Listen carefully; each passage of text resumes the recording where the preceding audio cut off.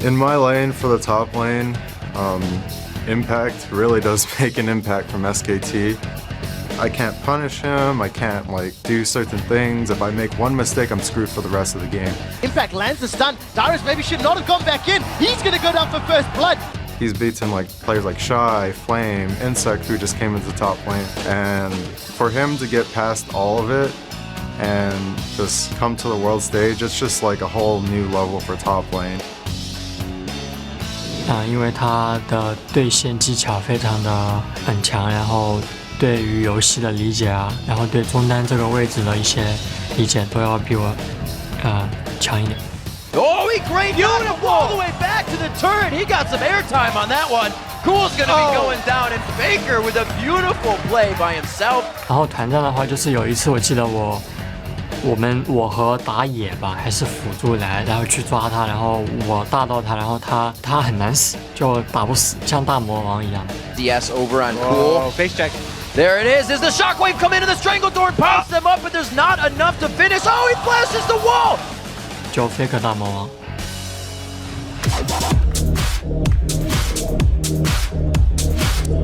Welcome back to the group stage of the Season 3 World Championship. I'm Joe Millen. Before we get to our next game between Gaming Gear and SKT T1, I'd like to welcome a Lemon Dogs jungler, Dexter, to the interview lounge for the first time. So we're going to start almost right at the very beginning now. Dexter, this is the first time that you've played on a stage of this caliber. How does it feel, number one, to get here after a great summer split, and what's your experience of the stage? Well, the stage is not really different from the one in like Europe.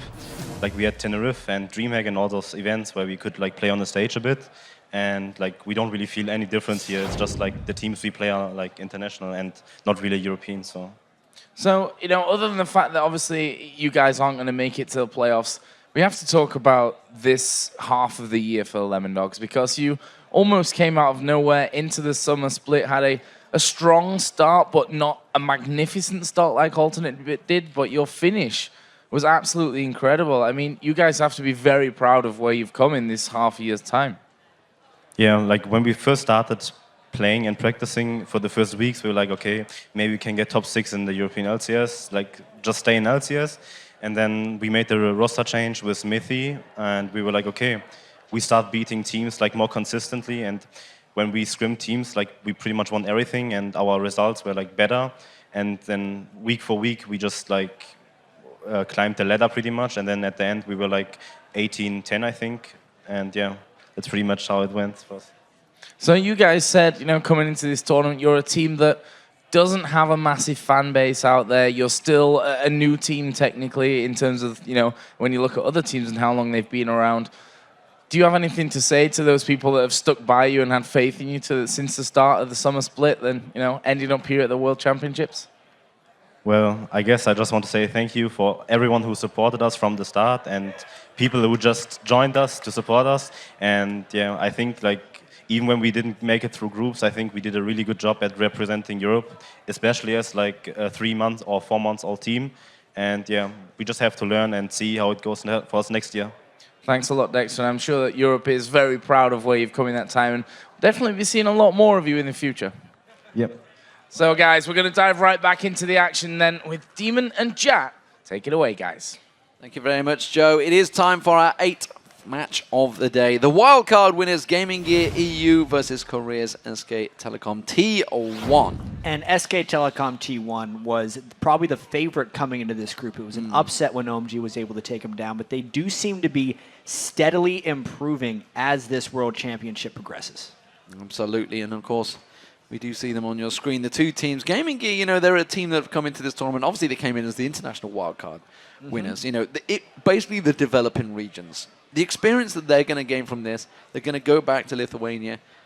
And if they stay together as a team, which I really hope they do, I think they're going to go a long way after this. Yeah, they could absolutely take a lot from this. I mean, the fact that they did win the international wildcard tournament kind of speaks for itself. And this game in particular, though, knowing what happened earlier in, I believe it was the Mineski versus... Who were they playing game that went a little crazy? Oh, well, they had a little bit of fun. That was Fnatic, that was. And Fnatic. Yeah. We might see something similar here between GamingGear and SK Telecom because, you know, GamingGear is the team that locks over Teemo almost every single game. Let's see something. Maybe they're going to lock it in at last. You know, Mineski have gained a lot of fans from their performances here. You know, they've had a good time of it at the Worlds. And Gaming Gear, you know, we saw them, even though they were getting destroyed by maybe OMG in one of the previous games, they all had smiles on their faces. They're loving their time here, you know, enjoying it. And I've been speaking to Arnold, their manager, a number of times, and he's like, well, the guys are having fun. Hey, they're taking it for an experience right now. They know where they're at the tournament. They know they're eliminated, and you got to take what you can from it. So let's check out those starting lineups. In the blue corner, it is going to be GamingGear.eu, and the top laner is NBS. Alanir in the jungle, Mazarine as that mid laner, Deadly Brother the AD carry, and Inspiro as support. And on the red side, it is SK Telecom T1 with Impact in the top lane, who we just heard Dyrus talking about, Bengi in the jungle, Faker, the legend in mid lane, Piglet on AD carry, and Pumandu on support. So what are we expecting from picks and bans here? We've focused so much on Faker in previous matches. Yeah.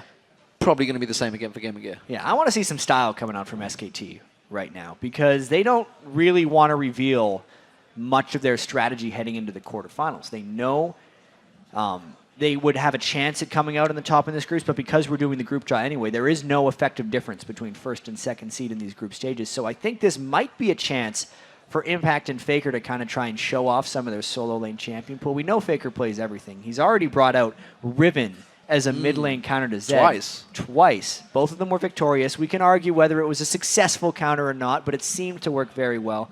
I want to see what these guys have left up their sleeve. Yeah, this is time to have some fun, I believe, and maybe going to see the same from OMG in the next match as well, of course, but it's SK Telecom T1 currently in second place.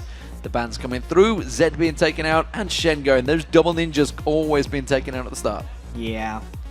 Ninjas can't have any fun anymore. They can't have fun. They're just not involved in the game. They're not allowed, and it's going to be back to Gaming Gear to take their next ban. There's a big smile on Mazarine's face here. I think he's got something up his sleeve. We'll see what they do pull out. Taking a while on these bans, though. Wonder why. They've known they've been playing SK Telecom for quite a while now. Caitlyn being banned away from Piglet is actually, even if we're expecting a little bit of craziness in this game, there's no reason for them not to go crazy in the picks and bans, because to go actually crazy in picks and bans, because you don't want to play against Faker's Zara, you don't want to play against Piglet's Caitlyn, definitely not Zed. Everyone's seen the highlight video of Faker. Yeah, that's for sure. When there were 2 Zeds in a game. Yep. That wouldn't have been a problem. You just set Twitch down a light, by the way. Explosion, mods going crazy. Caitlyn and Ari have been taken away. There goes Vi. And the final ban from SK Telecom. What will it be? Not really spelling anything out either. S-A... There could be D. There could be S-A-N. San. A San. message San. to A message OMG's AD to carry. OMG. They're already targeting to shut him down. He's got like a 19.2 KDA right now in the group stage. It's just through the roof because of him getting so many kills. That would mean they have to ban Nautilus. I'd love to see how close that is actually between him and Peke right now, because Peke's definitely put his stats right up there. It is actually Corky, so sack. Not really sure what they're aiming for with that one. You just had to go for it. I had to go for it. That's what they were spelling Sacrilege. out. Of course. That is exactly what they were aiming at, Chad. Yep. Thank you very much for that one. Oriana is going to be the first pick for GamingGear.eu. And that's actually fairly standard for Mazarin. Yes. It's pretty much his main champion. That and Gragas have been the 2 things he's had the most success on. Gaming Gear as a team generally tries to play a conservative laning phase with a Lunar, trying to make as many plays as possible, and then transition into a stronger teamfight phase. That doesn't work for them when they're overmatched in a lot of these games at the World Championships. I'd love to hear from Monty exactly how much we've seen the Korean teams playing Aatrox lately, because in Europe, it's definitely been one of their main champions. Not much. In fact, really, it's one of those champions that actually I think almost deserves a ban against the likes of Fnatic and Gambit, because Cyanide, Darien, Diamond, they're all going to be going for that champion. We do see Renekton getting locked in as well for Impact in that top lane, and it's actually fairly standard stuff so far. Zyra and Jarvan coming out from Gaming Gear. Yeah, and actually to kind of touch on the Aatrox a little bit more, because I think it's an interesting storyline. The champions that Europe kind of used in isolation from the rest of the world, they played more Caston than everyone else. Yep. They were the first adopters of Fizz, obviously Aatrox jungle, and I almost want to say they were playing Ahri a little bit before everyone else as well. And especially with the success of Gambit and Fnatic over in Group B, so many of those champions are kind of just bleeding into the rest of the world's champion pool. Now you can see SKT as they move through this tournament kind of picking up a little bit more Aatrox. And I expect it more of it, because even at the Korean regionals, they were already playing a lot of Fizz matchups, and all of that is just really impacting the rest of the world. Well, speaking of impact, looks like it may well be Gragas for Faker in this mid lane. We saw how he did previously up against OMG. No, Leona coming out for the support. I want to go back to your point for Cassidy, of course, for the European teams. Yeah. It amazed me that actually it was allowed through, because that is pretty much one of the first bans in Europe right now. It was throughout the summer because it got so strong, because the likes of Peke and Alex Each had got so strong on that champion. It surprised me that nobody really researched it enough to say, just let it through. Maybe that was why. It was like, oh, he's not playing that. Yeah, and Crepo experienced it more than anyone else. I know that in North America, one of the big reasons Casting gets left through is there's not many Casting players. He's a champion who surprisingly requires an incredible amount of patience to play. And you'd also think, like, how hard the Cassidy pick is to pull off and how almost counterintuitive it is to the styles we're seeing, with everyone trying to put so much early pressure on mid lane with lane swaps and the like. To be able to withstand that with Cassidy just doesn't seem like it would work.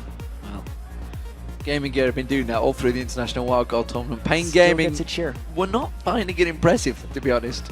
No.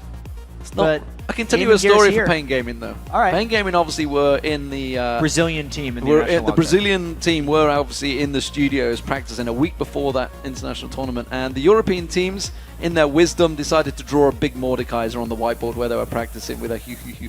How'd they take it? They took it in the spirit that it was meant. Of course, they enjoyed Who it. doesn't like Mordekaiser? I love Mordekaiser. Well, they never play it. That's the thing. So the teams don't. Obviously, they do in solo queue, it seems. So Varus and Kennen have been locked in. So relatively standard team coming out from Gaming Gear. We're just going to see MBS on that Kennen in that top lane. So, we're talking about the last pick for SKT right here? NBS, we are going to get the last pick. It Oh, is yeah? going to be Gragas. We saw it Yeah. sort of hovered over earlier for Faker. Faker once again played a very good Gragas earlier. Yeah, his Gragas against Cool really dominated. We've seen up and down Gragas play from many different people. His record so far here at the World Championships is actually not that impressive. Gragas has lost much more than he's won. But this is SKT we're talking about here. They have an extremely strong pile-on composition right now. It's a little bit of, you'd think, anti-synergy with Gragas and Leona trying to get the lockdown and disperse as well as Aatrox going in. But I feel like SKT is the type of team that could pull this off. And the problem with Gragas is, you think back to the Season 2 World Championships with Alex Ich playing Gragas, actually. It's one of those champions that can have a highlight reel or a disaster reel. Yeah. You know, when those ultis miss, they miss Beta badly. There's a little bit of variance Yeah. with him. We saw Peke dodging a lot of Gragas ultimates when Dade tried to play him earlier. And hey, like, even though we see very conventional teams coming out overall, at least we get to see Faker try to make some plays on Gragas. Okay, so as the game loads up, let's have a look at what you guys, the viewers, have voted on this match. You lost the last one. You're going to make sure you get a one in here. Well, no surprise. You've all gone with what the analysis guys think. 93% of you give it to SK Telecom T1. Not a huge surprise, knowing that Gaming Gear is yet to pick up a win. But we're going to see them try, right? Like, Gaming Gear has definitely been going for it in every single one of these games. They've had a couple close early games to end. Then it's really the mid game that really seems to be the disaster moment for them, where the team style and the playmaking really comes into account. And the big problem there is that's where SK Telecom T1 come into their own. Is the best. That is where they really dominate. So we're going to load into the game, ladies and gentlemen. You can see the beautiful arena set up here in Los Angeles. This is the final day of groups. We will be having the quarterfinals here as well. They'll be coming up on Monday and Tuesday, but right now it is all about Group A, and it's Gaming Gear as the blue team on your screen up against SK Telecom T1 as the red team. What are we thinking from this one, Jet? Obviously, SK Telecom, big, clear favorites. Probably not going to see any level 1 craziness. If we see level 1 craziness, I'd expect it to come from Gaming Gear, because they're the ones who need to make the ridiculous plays early on to try and get a monstrous early game edge over SK Telecom. But at the same time, they just have Inspiro's grasping roots if they want to try to make a play. And Gaming Gear is actually setting up a relatively defensive line of scrimmage right here, and it's SKT who is grouped as 5. So if any type of counterattack happens, it will be late for Gaming Gear. Safe check, Gaming Gear using that Demacia standard to keep them at bay. Alanir not falling for that one, keeping vision of SKT. And while this is all happening, we do see Gaming Gear, of course, going around and placing those wards. So standard ward, invade, placing the wards. MBS, though, sticking around on top of one. Yeah, SKT as well isn't going to want to give away anything of any type of crazy or creative level 1 strategy they have, because this is all planned. This is a very standard level 1 opening, and this is a danger ping right now. Look out, MBS. He's looking out. He's looking out. He's already backed off. So MBS does step away from any danger, and we will see standard stuff. So SK Telecom, they're not really giving anything away for future quarterfinals or other matchups. Looking towards this one, GamingGear, they're playing for pride, they're playing for that place, they're playing for the win right now, frankly. And what better win than take the scalp of one of the teams that have qualified for the quarterfinals? That's a powerful win. They're able to take the scalp off him right there. But anyway, SK Telecom would be quite a trophy. You're absolutely right. They were so hyped coming into this. They're still hyped moving through this, because just because they've lost to OMG doesn't mean they're out of this. We know that SK Telecom has the ability to adapt. And, you know, I'm really wondering how the quarterfinals are going to look out for a team like SK Telecom. Just because, and we're going to see in this game particularly how even though they're incredibly mid lane focused, how balanced their attack actually is. Impact is able to play higher damage and almost more technically complex top laners, but it still works within the general context of their team, because Bengi knows how to have such a large influence over the game. Well, we do see the two lanes have managed to switch up. They're going towards his top lane. Spyro was locked up briefly there by Mandu, but Spyro does react. He's going to get locked in. This is going to surely be First Blood. Exhaust was used. He's trying to give it to Piglet. He will give it to Piglet. First Blood SK Telecom. Leona early on aggression right there. Zyra incredibly squishy at level 1. Needs to keep her distance. As soon as that Zenith Blade landed, it was trouble. And now, if they could have gotten the stun, that would have been a kill. Oh, it doesn't manage to land the stun or the slow. And MBS burning that flash early on there. Mazarine in this mid lane. He's trying to keep Faker at bay. It's the only lane that is shoving in deep, and he's going to be careful. Bottom lane, we do see Bengi. He's coming around for round 2. Yeah, and that lightning rush for Kennen is back up. It's all about whether or not you can slice and dice in range or get the knock-up from that Aatrox Q. Can he get the Dark Flight coming in? There's also a counter gank coming from Maluna. The stun doesn't land again. MBS. Oh, they flash. Oh, they flash for the stun. They get the knock-up. They're going deep on the turret. Remember, he does have passive, but Bengi, he is going to get that passive popped, and MBS escaped. Yeah, he's a sneaky Kennen right there. He forced the flash out of both, or just Impact, but as well as the Ignite, and then they got the passive out of Bengi, thanks to Luna's Dragon Strike right at the end on Jarvan. I gotta say, it's a decent fight from MBS in that lane against Impact, having to be the recipient of back-to-back ganks. Yordle ninjas, the best ninjas it seems in this case. Well, the other ones got banned. The others did get banned out, so he's representing right now. Alinir will be taking a lane tax, is the phrase for what he's doing right there. Although, when MBS isn't there, it's not really a tax, it's just cleaning up free farm. Deadly Brother trying to land that piercing arrow on Piglet, just sidesteps it quite easily. Actually equal in farm between these two, but of course don't forget Piglet did get that first blood, that extra gold, beneficial to SK Telecom. And the first blood hasn't really held its influence over the lane quite yet, because Piglet is waiting to go and buy items. I'd imagine Piglet's going to be doing the Trinity Force Rush on Ezreal that we've seen pretty much everybody doing. The added move speed it gives is just too much for these guys to pass up nowadays that the Trinity Force has been added, as well as just the 200% damage on hit proc that Trinity Force provides compared to just the 150% before the Trinity Force buffs.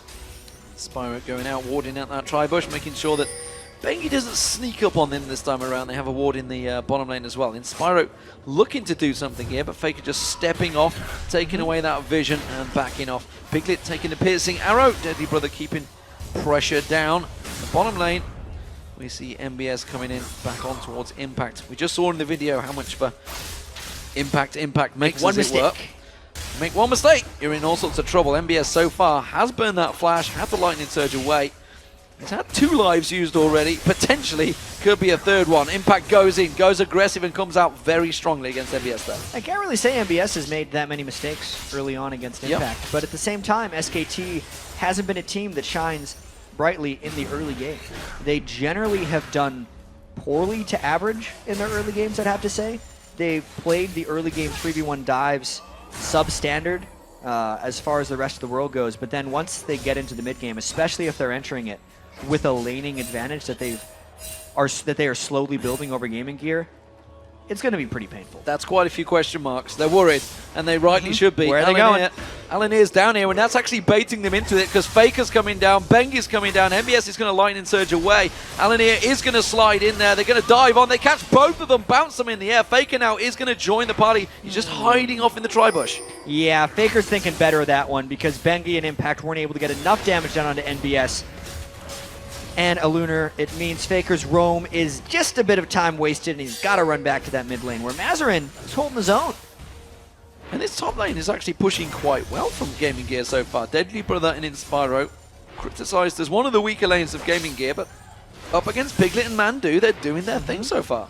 Piglet and Mandu, despite the early kill, have not really been able to put a snowball on that lane. I have to really give credit. One of the big things, though, is Bengi and Pumandu have not shopped. I feel they should shop, and then they might be able to make more of an impact. Big chunk of damage coming out from Bengi here. Alanir, that Deadly Brother having to use that barrier. That will be a kill. Piglet's the one that picks that up. Mazarin, meanwhile, getting aggressed on, but you see Faker running all across the map. We do see Alanir going away just about with low health. Faker's ulti was used on Mazarin, as well as Mazarin's Shockwave.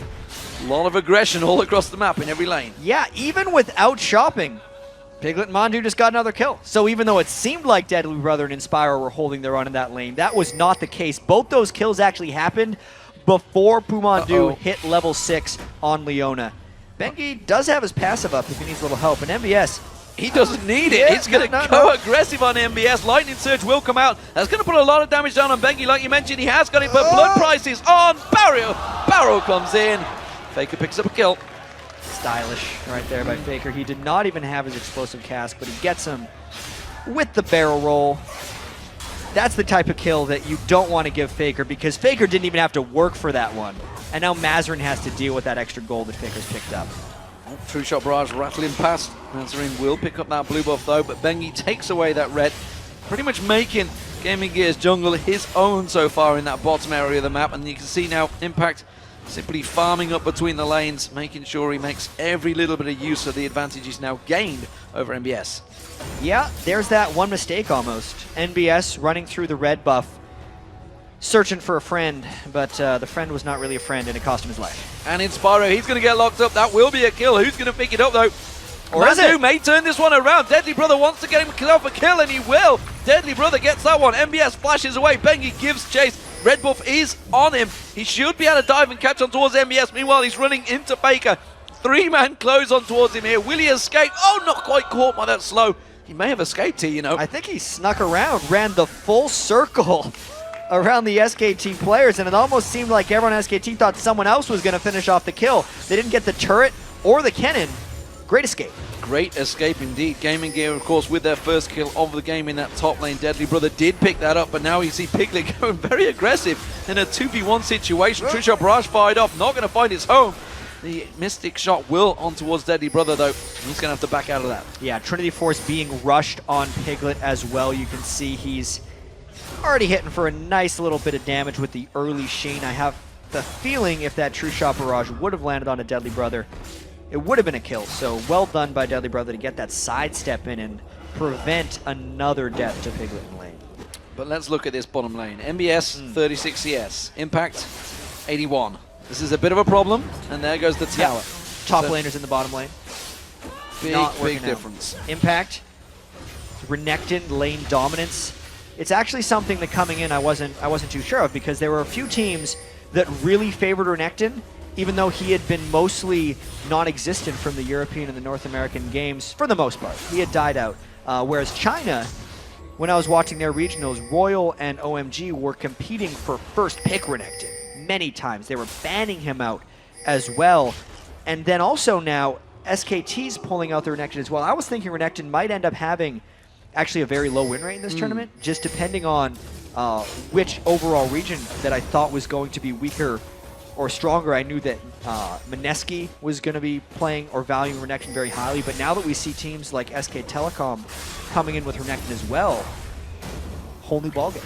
Indeed, it's a whole new ball game. It's a champion that Darian used to run a lot of in the spring, but like you say, it faded out. Didn't barely play in the summer. Only towards the end of it, he started playing it. Faker, going to be the focus target by Alanir, but no chance is he going to fall for that one. Plenty of escape, can slide away if he needs to. Instead, he's buying time for the rest of SK Telecom to take this dragon down. It's a 2-man dragon. They are not sure about this one. Yeah, Bengi's a little bit low. And trying to do Dragon against Kennen, even if it's just a 3v3, is a dangerous proposition. SKT's AD carry and support are killing it. Not going to get the turnaround kill either. Mandu is not going to go down from that one. Deadly Brother with the Chain of Corruption just got simply exhausted out. Mandu walks away from it. It's 4-1 now for SK Telecom. And Mandu's looking for another kill, or at least zoning out Deadly Brother. That lane is going to be running away from Gaming Gear. I think it's already gone. It's great to see Leona making a comeback as well. That's one of the supports we haven't seen a great deal of. Yellowstar has run it a lot lately for the European LCS team. And 3 games. If you think of the Crepo on the desk, he used to be formerly, I would say, one of the best Leona players in the world. You think back to the OGN 2012 spring, I'm going to say, that they were in, when they were up against Frost in the finals. Yeah, I got to ask Crepo when he gives us his answer after this game. Why'd he stop, man? Why do you stop? Why do you stop playing Leona? I don't think he did. I think the rest of the team said no. I don't know. I'm making it up. But SK Telecom, they're going to pick up a Dragon here. And that will be a pretty clean, easy one for them there. That's going to stretch that gold lead to just around about 4,000 coming into the 12-minute mark.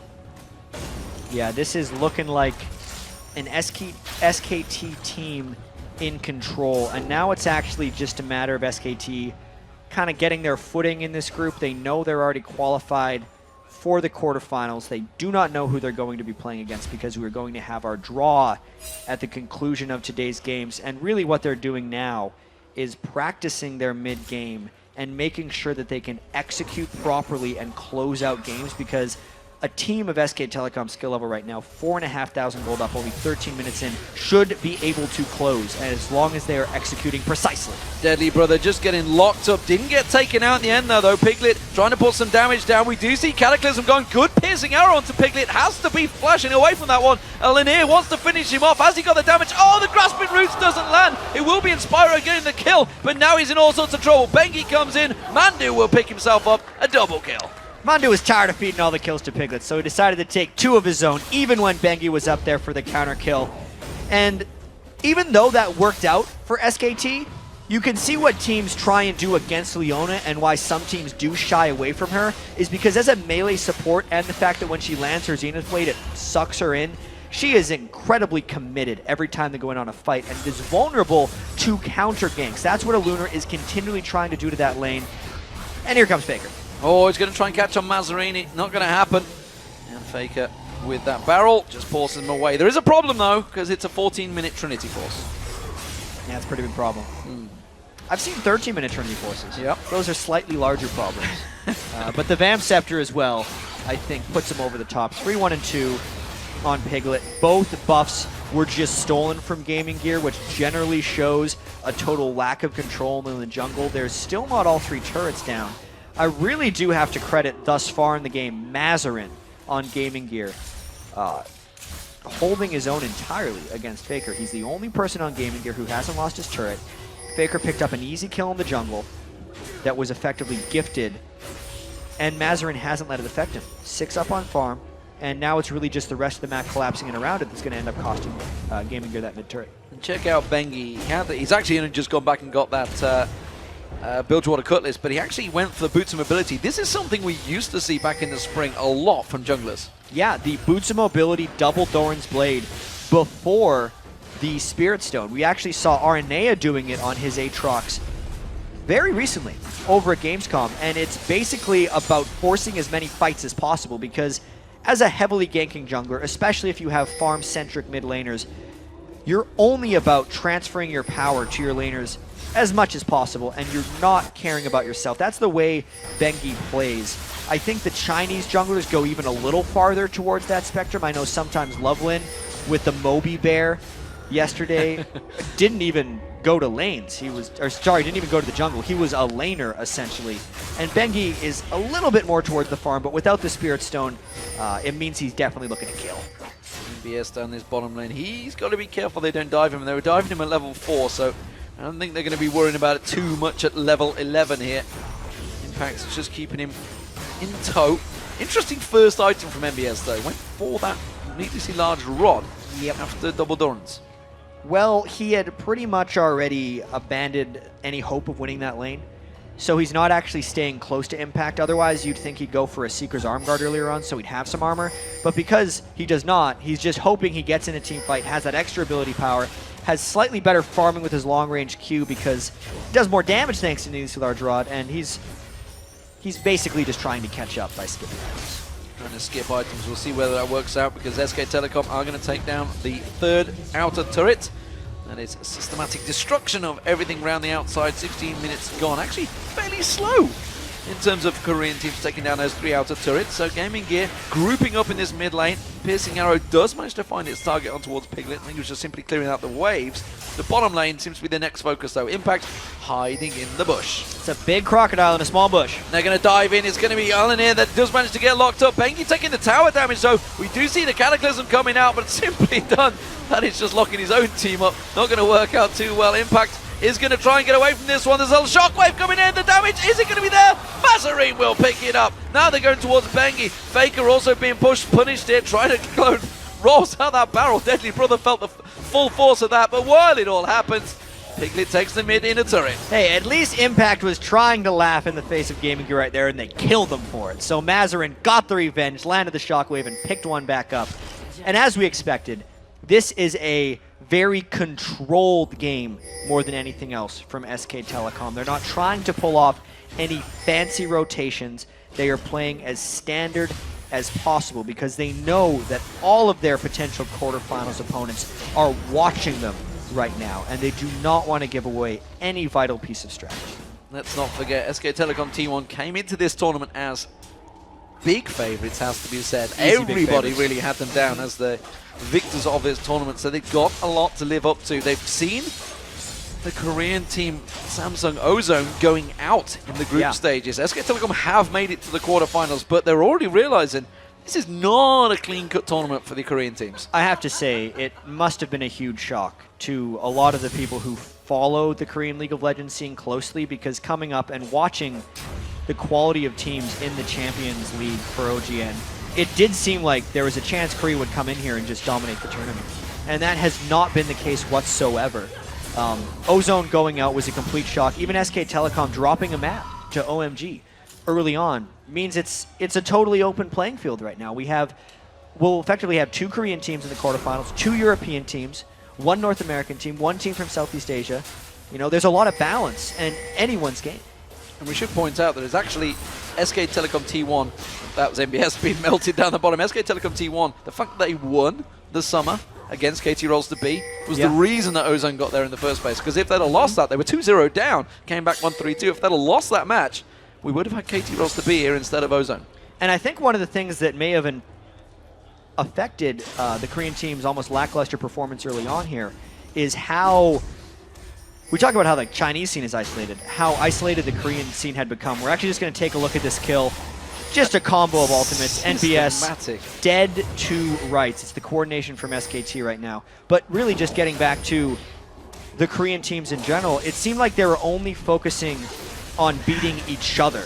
And it's really come back to haunt them. Uh-oh, they're trying to get the chain of corruption down. Faker's like, yeah, I know you're focusing me. I'm just going to walk away. Alan here in all sorts of trouble. Impact's going to try and slide in.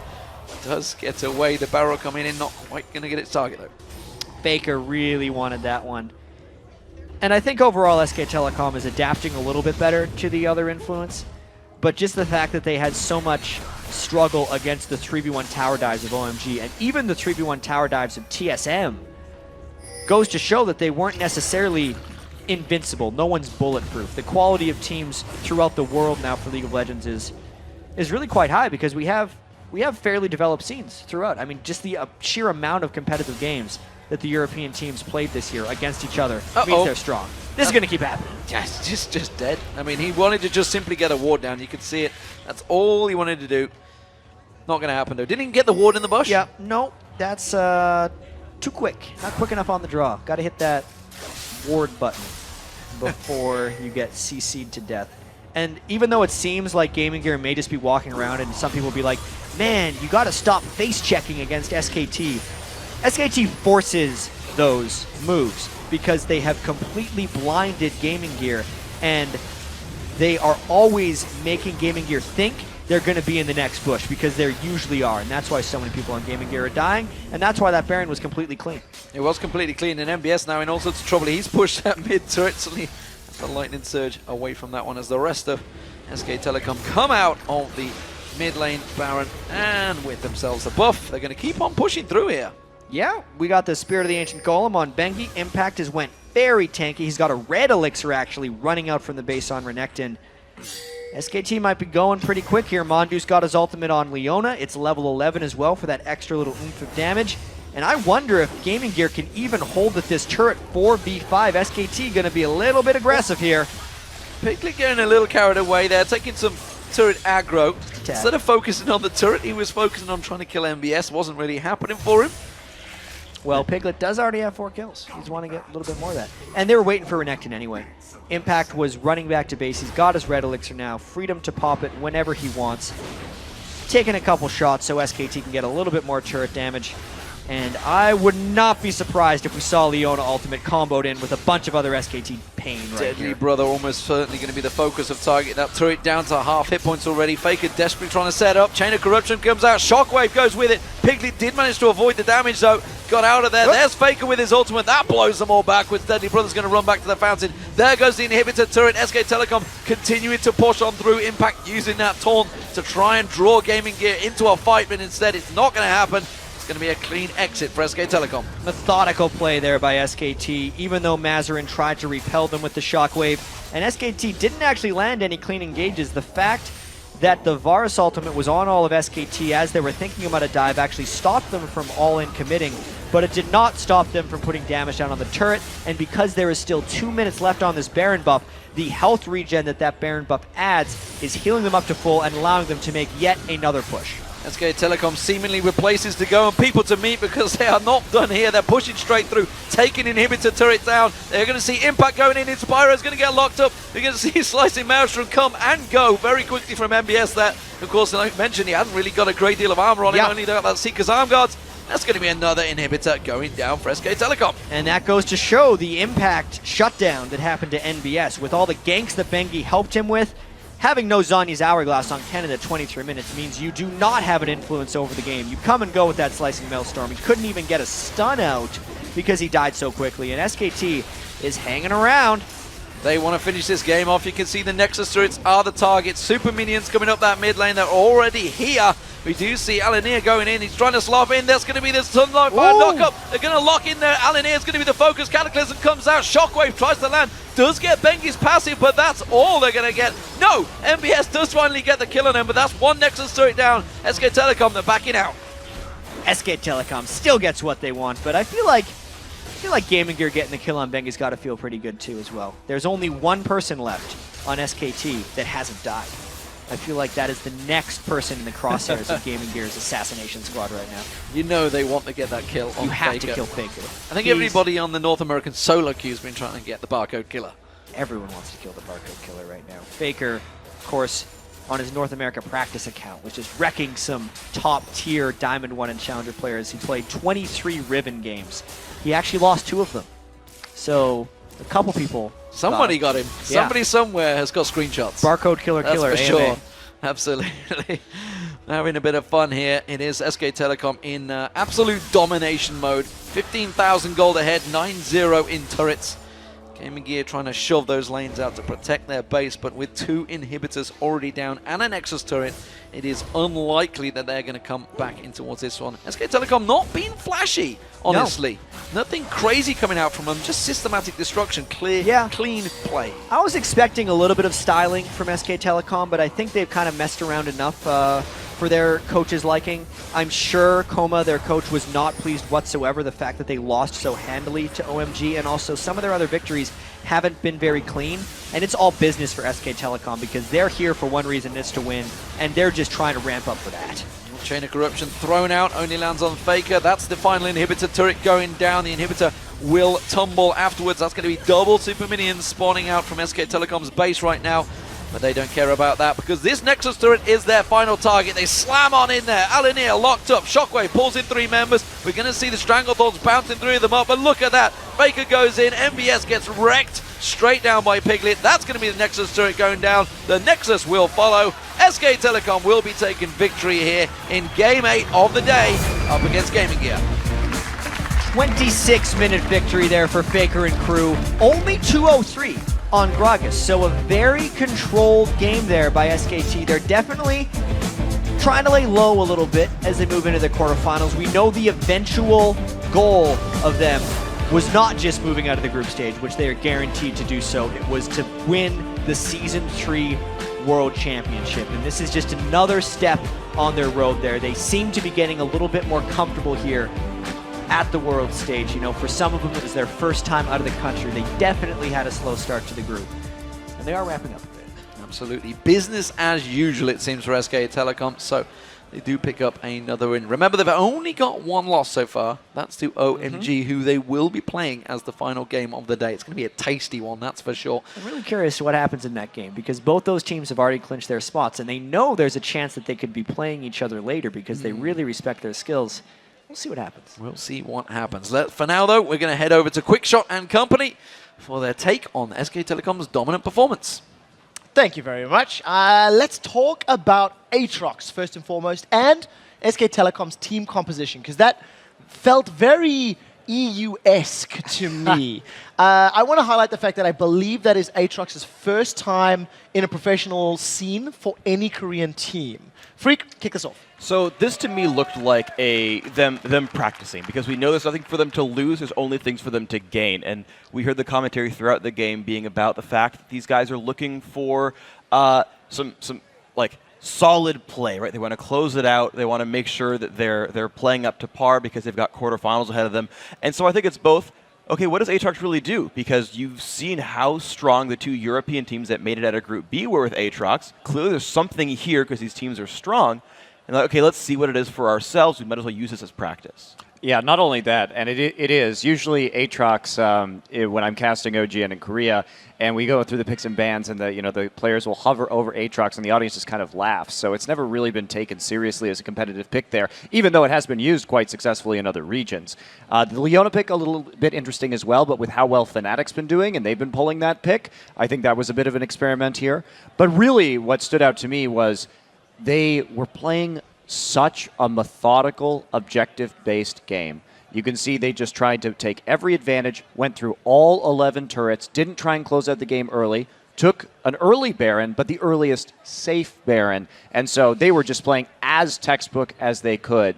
I think trying to get them more into that kind of mode that they want to be in going into the playoffs. And I like that they did that, because against a team that's looked upon as inferior to yourself, you often want to go for those flashy plays. You just want to engage. You know you're better, so you'll play a little more dive harder.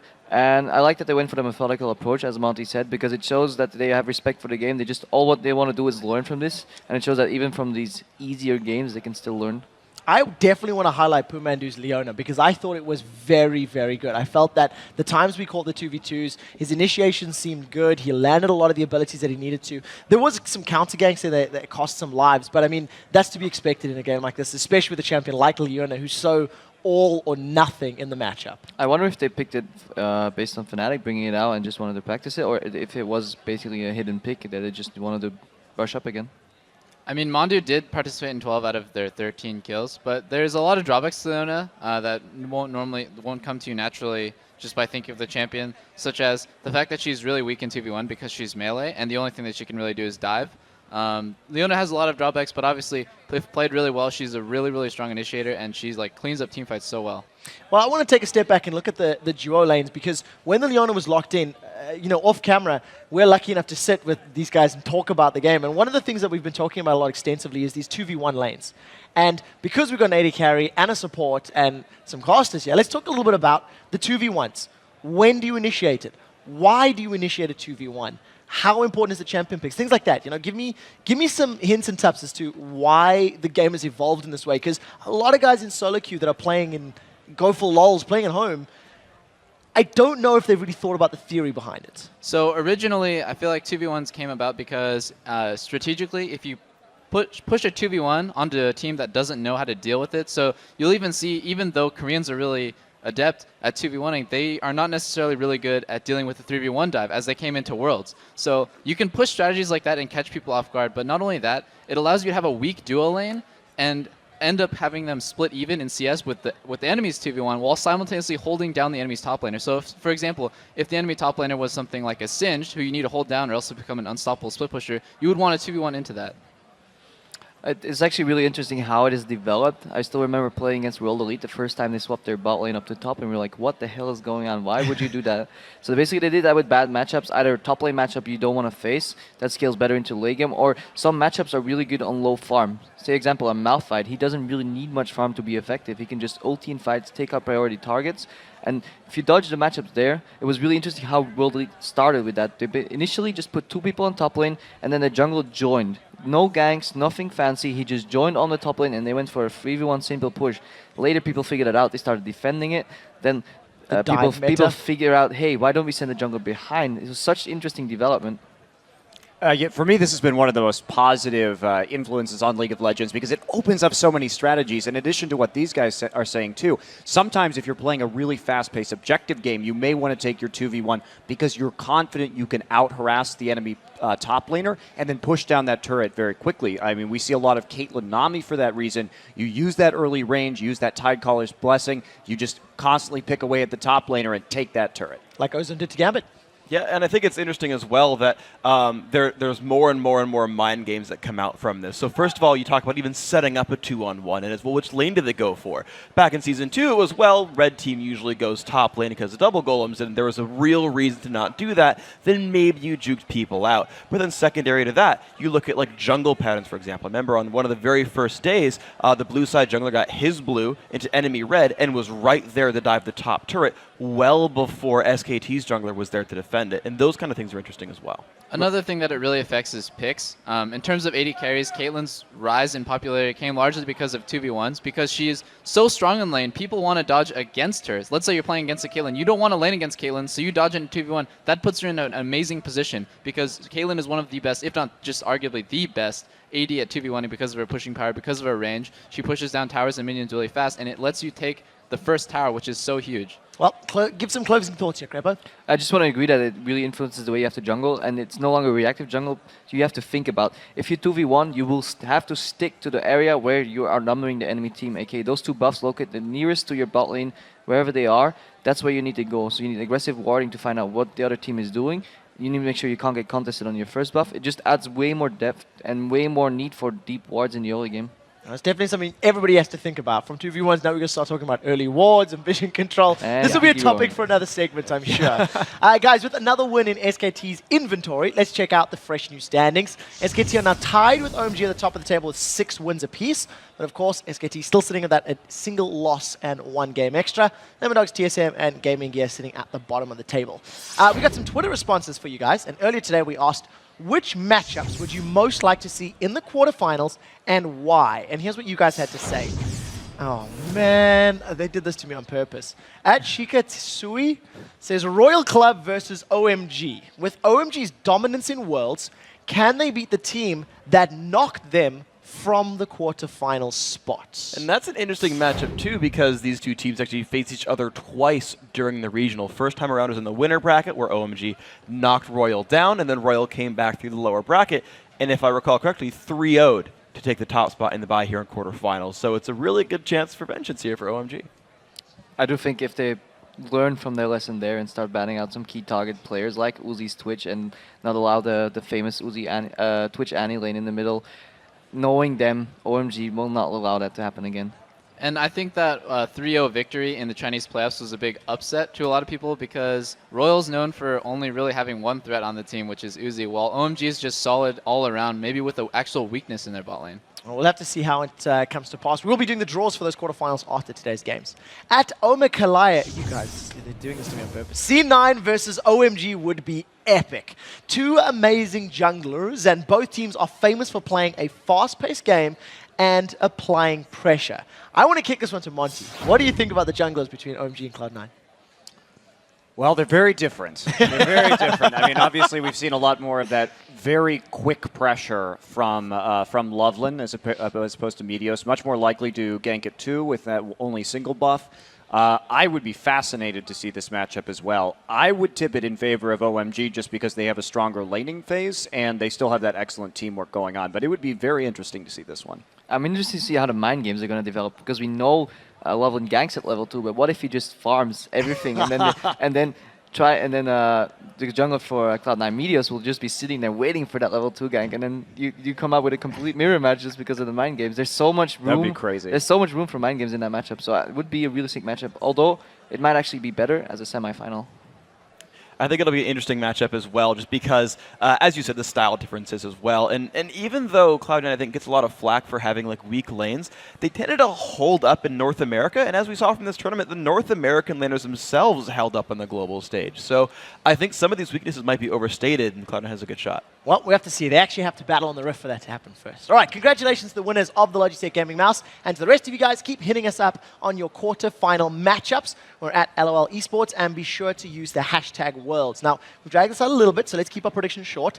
I know you guys can be a little shy when it does come to expressing your opinions, but it's time to lock in those picks for OMG versus Lemon Dogs. I use that in the loosest of terms. So let's talk this. Let's start with Crepo again. 16-game winning streak. OMG versus Lemon Dogs. Is anyone going to be different on this table? I'm going to go for OMG, even though I would love to go for Lemon Dogs, but I'm not going to risk it. I think OMG they won't drop the ball. Double lift? Yep, OMG as well. Lemon Dogs looked really shaky even in their win against TSM, so I'm going to have to give it to OMG. OMG for me. I'm a little bit shy. I don't really want to say it, but I guess I have to, so OMG. I think they're looking strong. They're still undefeated. Why wouldn't you say them? Yeah, and there's a unanimous decision across the board, and we'll have to see if Lemon Dogs can surprise again. Guys, it is time for a very quick break. When we come back, OMG looks to keep their perfect record intact when they take on the Lemon Dogs in the second last game here of the group stage. Plus, SKT's Bengi will join us in the interview lounge. Don't go anywhere. The Season 3 World Championship live from Los Angeles. We'll be right back.